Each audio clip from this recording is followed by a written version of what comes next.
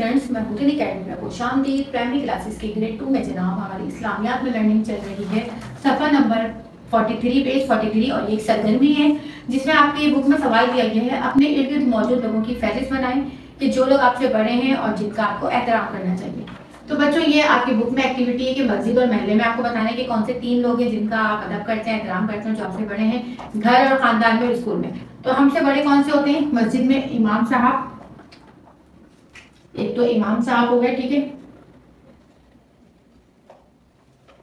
और दूसरे मौज़न साहब, और पड़ोसी होते हैं हमारे जो अंकल होते हैं, कोई आंटी होती हैं तो वो हमारे पड़ोसी हो गए। अच्छा, मस्जिद में कौन कौन हो गया? इमाम साहब होते हैं, मौज़न होते हैं और इसके अलावा पड़ोसी जो होते हैं वो भी मस्जिद में हमारे आते हैं, नमाज पढ़ते हैं, तो वो हमारे मस्जिद और महल्ले के हो गए। अब घर में कौन है? हमारे अब्बू हो गए जिनका हम अदब करना चाहिए हमें, अम्मी हो गए और भाई बहन, ठीक है। अच्छा जी, घर और खानदान में समझ में आ गया, अब्बू अम्मी या बहन भाई। स्कूल में कौन कौन हो गए? प्रिंसिपल हो गए, प्रिंसिपल साहब,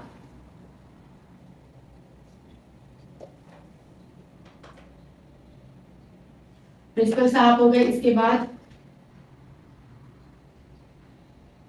प्रिंसिपल साहब के बाद उस्ताद हो गए हमारे, असातिज़ाए कराम हो गए या उस्ताद हो गए हमारे या टीचर हो गए।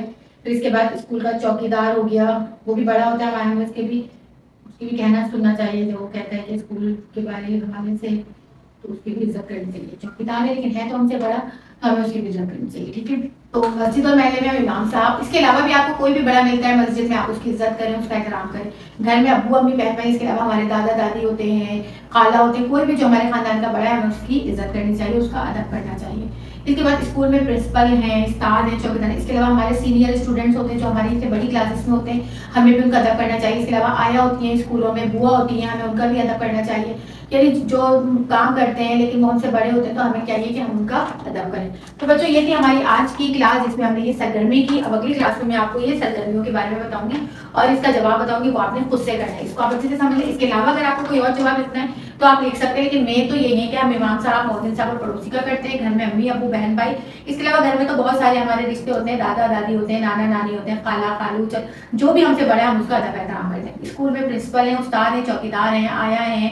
इसके अलावा खातरों होता है, वो भी बड़ा होता है। हमारे बड़े सीनियर स्टूडेंट्स जो हमसे बड़ी क्लासेस में होते हैं तो हमें भी उन सबका अदब करना चाहिए, ठीक है। तो बच्चों ये आप सरगर्मी अपनी किताब के अंदर कर सकते हैं जो कि सफ़ा नंबर 43 में है। इसके साथ मैं आज की क्लास का एंड करती हूँ। इजाजत दीजिए मुझे, लेकिन आपने बिल्कुल नहीं भूलना है वीडियो को लाइक करना, शेयर करना और चैनल को सब्सक्राइब करना। और इसके साथ साथ आपने अपना बहुत सारा ख्याल रखना है। इजाजत दीजिए मुझे, अल्लाह हाफिज़।